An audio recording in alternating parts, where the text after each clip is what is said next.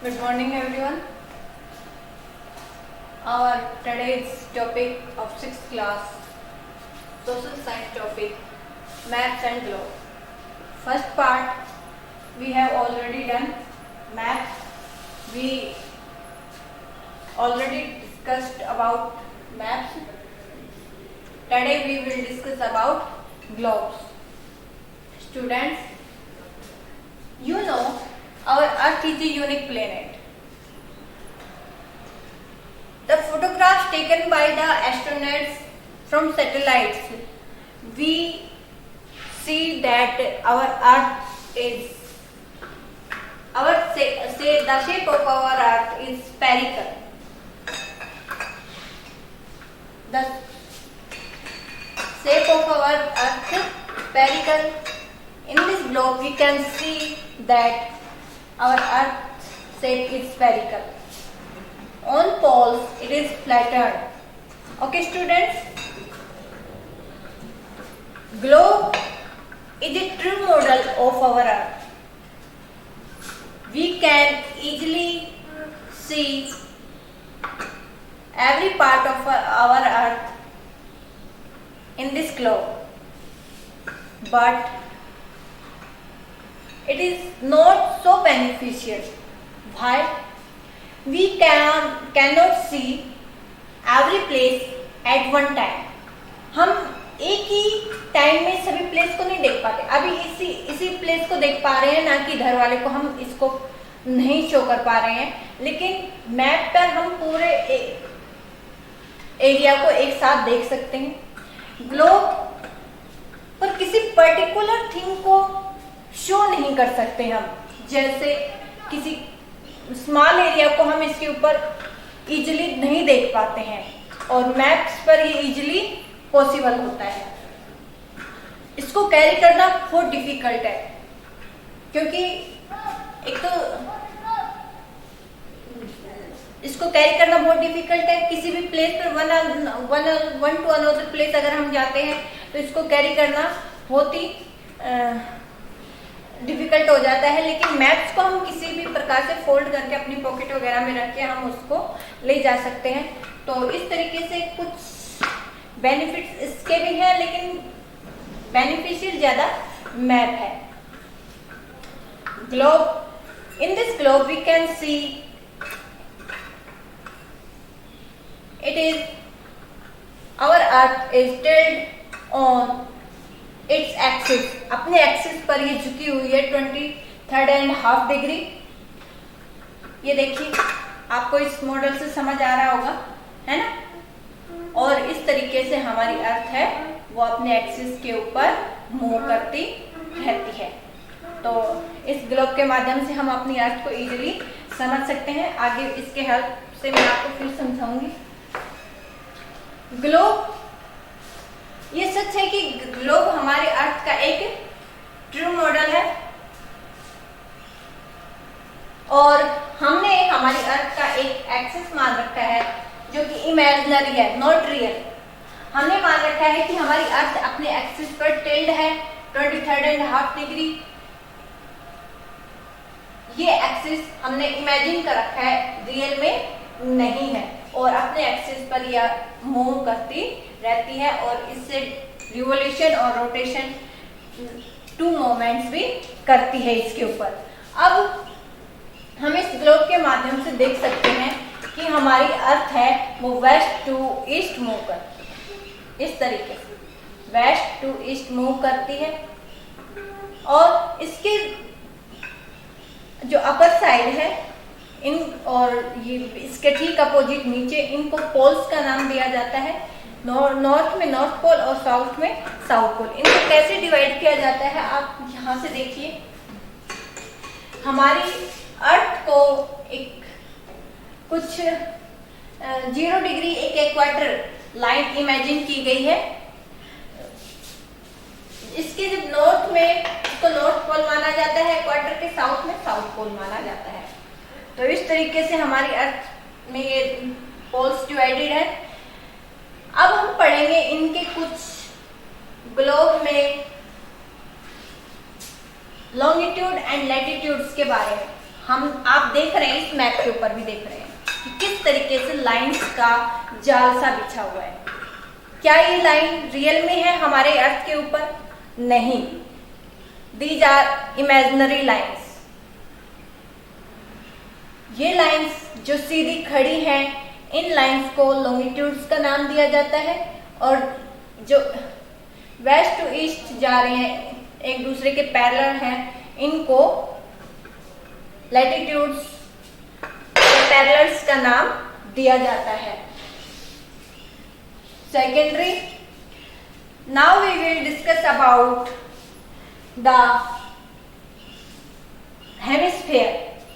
हमने बहुत बार पढ़ा है नॉर्थन हेमिस्फीयर, साउथर्न हेमिस्फीयर। ये हेमिस्फीयर कैसे डिवाइड हो जाते हैं? देखिए बेटा, 0 डिग्री इक्वेटर के जो नॉर्थ में जो एरिया है उसको हम northern hemisphere,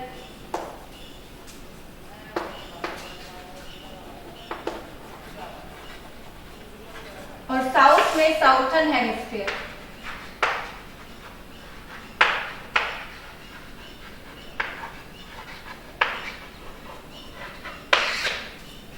This area is known as southern hemisphere and this area is known as northern hemisphere. इस तरीके से ये दो हेमिस्फीयर में हमारा अर्थ को डिवाइड किया गया है। First of all we discuss about the latitude और पैरेलल्स। देखिए बेटा, latitudes are the imaginary lines that parallels east to west to east on our earth surface.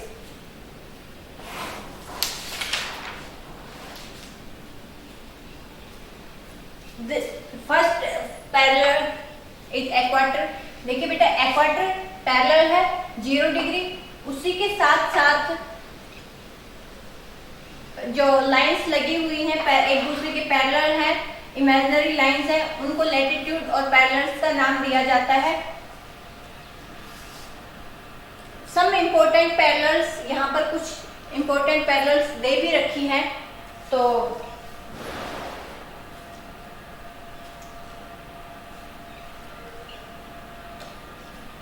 अब इन हमारे जो पैरेलल्स हैं इनको कुछ डिग्रीज में डिवाइड किया गया है। Every degree is divided into 6 minutes and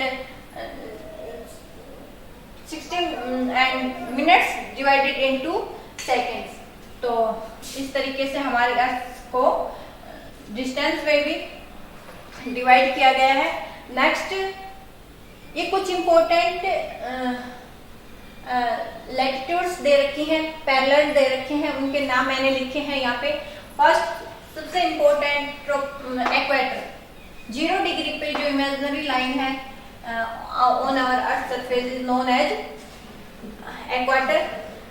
equator से नॉर्थ में 23.5 डिग्री पर जो इमेजिनरी लाइन है उसको ट्रॉपिक ऑफ कैंसर का नाम दिया जाता है इन नॉर्थन हेमिस्फीयर, और साउथर्न हेमिस्फीयर में 23.5 उसको ट्रॉपिक ऑफ कैप्रिकॉर्न का नाम दिया जाता है। नेक्स्ट, इक्वेटर के नॉर्थ में 66.5 डिग्री नॉर्थन हेमिस्फीयर में जो 66.5 इमेजिनरी लाइन है उसको आर्कटिक सर्कल कहा जाता है, और साउथर्न हेमिस्फीयर में 66.5 को एंटार्क्टिक सर्कल का नाम दिया जाता है।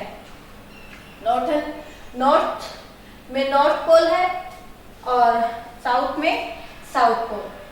अब ये जो लैटिट्यूड्स होती हैं, ये नॉर्थ में 90 अगर इनको काउंट किया जाए तो, और साउथ में भी ये 90 है। कितनी है? और एक है इक्वेटर, तो ये टोटल कितनी पैरेलल्स हो गई? 181। Okay students, these are the parallels।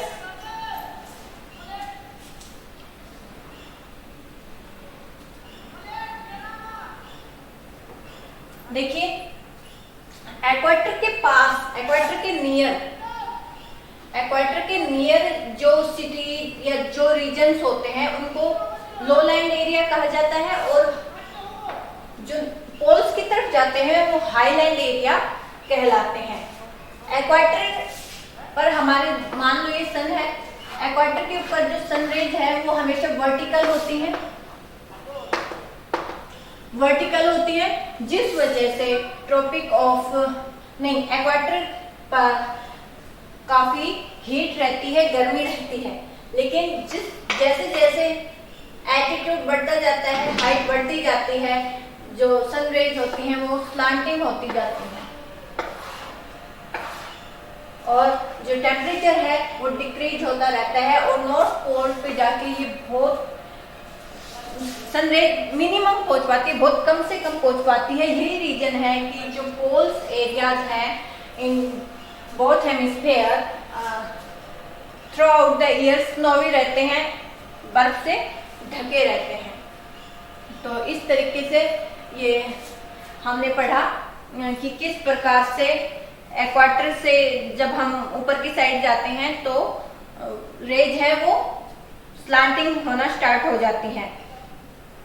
अब हमने देखा कि ये जो लैटिट्यूड्स होती हैं ये एक दूसरे के पैरेलल्स हैं, लेकिन जब हम पोल्स की तरफ जाते हैं तो ये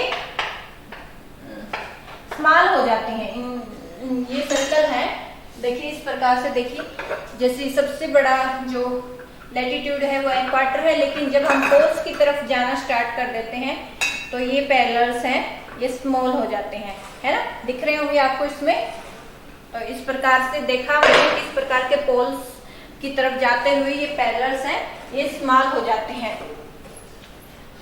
नेक्स्ट अब हम पढ़ेंगे कि हर जो पैरेलल्स होते हैं, पैरेलल्स हैं, बहुत सारे पैरेलल्स हैं, ये कुछ हमने इंपॉर्टेंट पढ़े हैं, बहुत सारे पैरेलल्स हैं, उनके बीच में 111 किलोमीटर का हर पैरेलल के बीच में डिस्टेंस होता है। 111 किलोमीटर का डिस्टेंस होता है।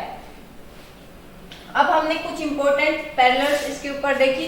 आप अगर आपके घर पे ग्लोब हो नहीं हो तो कभी आप स्कूल आके देखिएगा किस प्रकार से ये डिग्रीज के अकॉर्डिंग इन सम इंपॉर्टेंट पैरेलल्स को डिवाइड किया गया है। ये कुछ इंपॉर्टेंट पैरेलल्स हैं या लैटिट्यूड्स हैं।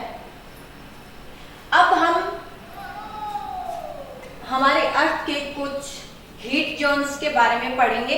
हीट जोन्स के बारे में The above mentioned parallel help us to divide the earth into 3 heat zones। ये जो हमारे पैरेलल्स हैं, हमारे जो लैटिट्यूड्स हैं, ये हमारी अर्थ को कुछ हीट जोन्स में डिवाइड करती हैं।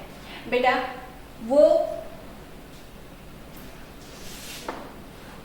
जो सन रेज आने वाली है, सन रेज आती हैं जिस वजह से इनको हीट जोन्स में डिवाइड किया गया है। जैसे कि हमने देखा कि हमारी अर्थ के ऊपर जो सनरेज है एक्वाटर के ऊपर वर्टिकल पड़ती है, तो वर्टिकल पड़ने की वजह से यहाँ पर ज्यादा हीट होती है, और जब स्लांटिंग रेज हो जाती हैं तो ये स्लांटिंग हो जाने की वजह से जो अपर एरियाज हैं, हायर एरियाज हैं, उनमें हीट कम होती है, या पोल्स की साइड जाते हुए बिल्कुल मिनिमम टेम्परेचर हो जाता है। तो कौन कौन से जोन्स हैं जिनमें डिवाइड किया गया है? फर्स्ट है टॉरिड जोन।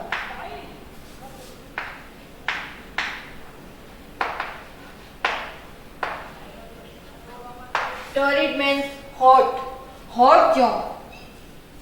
हॉट जोन कहाँ लोकेट है? इसकी लोकेशन कहाँ है? इसकी लोकेशन आप देखिए एक्वाटर के 23.5 और नॉर्थ में, और एक्वाटर के साउथ में 23.5। ये जो एरिया है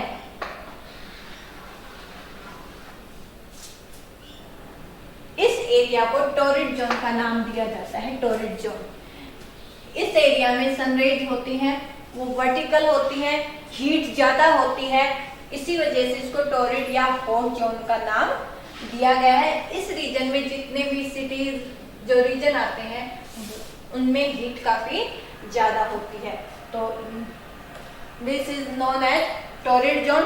next zone is temperate zone. अब टेम्परेट जोन बोथ हेमिस्फीयर में देखिए 23.5 to 66.5 degree in north and 23.5 in south to 66.5 in southern hemisphere में। ये जो रीजन है ये और ये रीजन टेम्परेट जोन कहलाता है। क्यों? स्लांटिंग रेज होने की वजह से इसमें जो टेम्परेचर है वो कम होता है, ना ज्यादा होता है और ना ज्यादा कम होता है, टेम्परेट रहता है। यहाँ का टेम्परेचर ना ज्यादा गर्म और ना ज्यादा ठंडा, इसी की वजह से इसको टेम्परेट जोन के नाम से जाना जाता है। स्लांटिंग हो जाती है रेस, यहाँ पर वर्टिकल थी, इस एरिया में जाके स्लांटिंग हो जाती है। तो ये एरिया जो ये रीजन है, इनमें जो आने वाले रीजन है वो टेम्परेट जोन कहलाते हैं, ना ज्यादा ठंडे और ना ज्यादा गर्म। नेक्स्ट है फ्रीज जोन।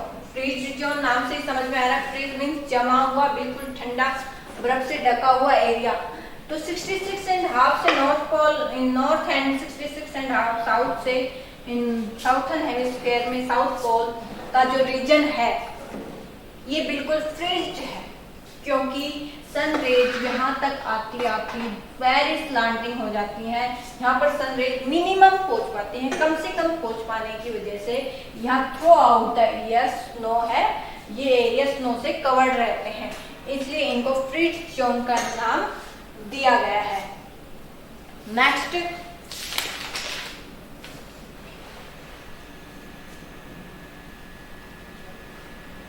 नेक्स्ट हम पढ़ेंगे मेरिडियंस और लॉन्गिट्यूड्स के बारे में।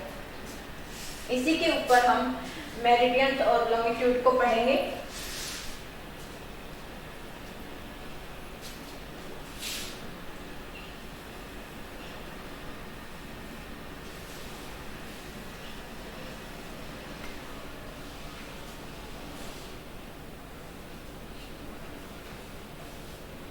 देखिए बेटा, हमने ग्लोब के ऊपर भी देखा है कि अगर पैरेलल लाइंस लगी हुई हैं तो कुछ लॉन्गिट्यूड्स लाइन भी हैं on this globe. These are longitudes और मेरिडियंस। इस प्रकार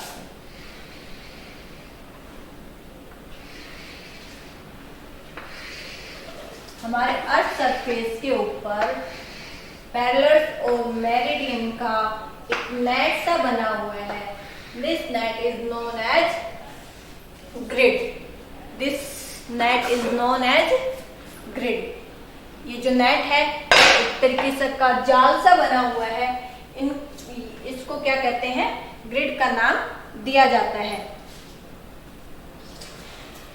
Longitudes और parallels are the imaginary lines that run north to south. जो north to south हैं उनको लॉन्गिट्यूड्स और मेरिडियंस का नाम दिया जाता है। ये north pole to south pole है, इनको कहा जाता है। और इसको 0 डिग्री जो है 0 डिग्री मेरिडियन को या 0 डिग्री लॉन्गिट्यूड को प्राइम मेरिडियन का नाम दिया गया है।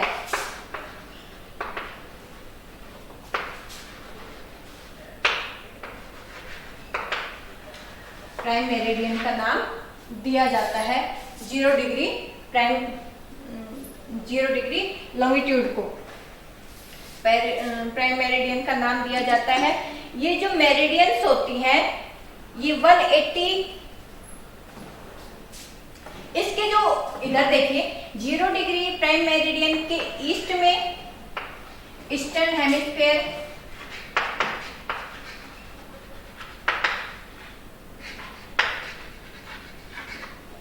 और 0 डिग्री प्राइम मेरिडियन के वेस्ट में वेस्टर्न हेमिस्फीयर होता है।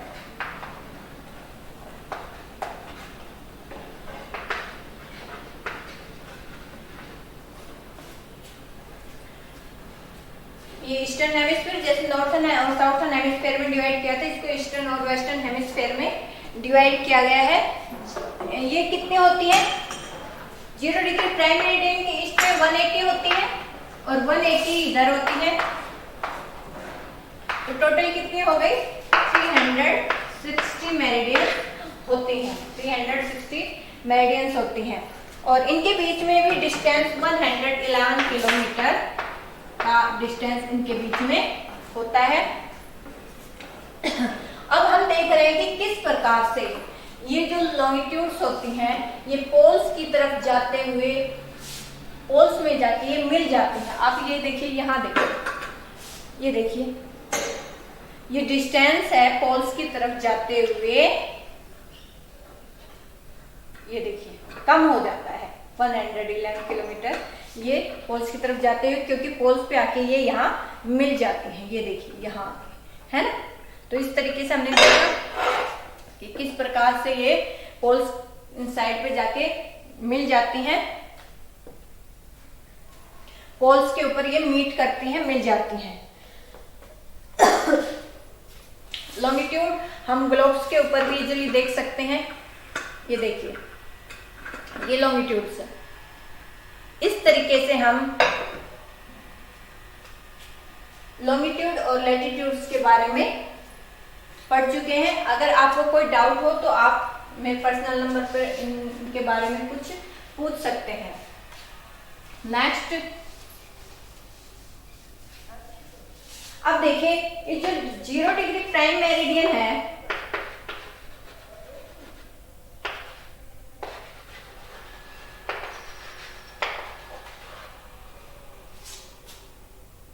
इसके ऊपर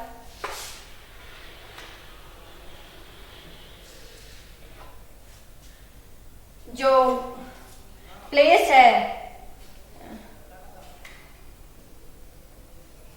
देखिए 0 डिग्री प्राइम मेरिडियन पर यहाँ लंदन के पास एक ग्रीनविच नामक प्लेस माना गया है, उसको वहीं से टाइम लिया गया है, पूरे वर्ल्ड का टाइम वहीं से लिया गया है। अगर हम कभी इनकी लोकेशन देखना चाहें, किसी प्लेस की लोकेशन देखना चाहें तो हम देख भी सकते हैं। जैसे हमारे दिल्ली की लोकेशन दे रखी है, इसमें बता रखी है कितनी है, 28.38 नॉर्थ लॉन्गिट्यूड। अब लॉन्गिट्यूड देखेंगे तो प्राइम मेरिडियन के हम इधर चलेंगे, 0 डिग्री से 28 डिग्री, 28 डिग्री और कितना है 38 मिनट। ये हम अगर इसके ऊपर देखेंगे तो लगभग हमारा,